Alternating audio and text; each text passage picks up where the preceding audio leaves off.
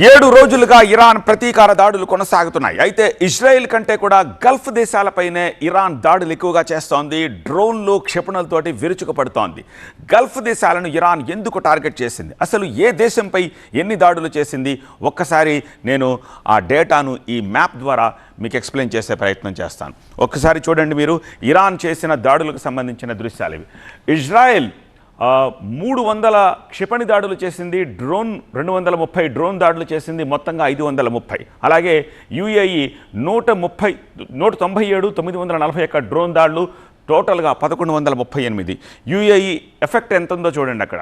ఇక కువైట్ 178 క్షిపణి దాడులు, అలాగే 384 డ్రోన్ దాడులు, పుట్టుగెదర్ 562. అలాగే ఇరాక్పై ఏమీ క్షిపణి దాడులు జరగలేదు, కానీ డ్రోన్ దాడులు జరిగాయి 230. ఖతార్లో 104 క్షిపణి దాడులు జరిగాయి, 39 డ్రోన్ దాడులు జరిగాయి, 143 మొత్తంగా.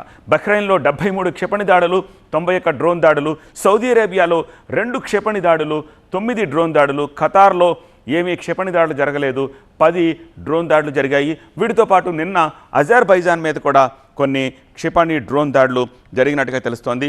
ఓవరాల్ డేటా ఎంత ఉందో ఒకసారి చూడొచ్చు. అంటే ఈ 7 రోజుల్లో ఎన్ని వందల, ఇన్ఫ్యాక్ట్ వేలల్లోకి వెళ్ళిపోయింది నెంబర్ అంతా కలుపుకుంటే కూడా, ఈ డ్రోన్ దాడులు కానీ క్షిపణి దాడులు కానీ కలుపుకుంటే ఎంత పెద్ద మొత్తంలో ఆయా ప్రాంతాల్లో గల్ఫ్లో డ్రోన్ దాడులు కానీ క్షిపణి దాడులు కానీ 7 రోజుల మొత్తంలో జరిగాయి. దీన్ని బట్టి అర్థం చేసుకోవచ్చు. దాన్ని బట్టి ఎంత ఖర్చు అవుతుందో కూడా ఒక అంచనాకి రావచ్చు.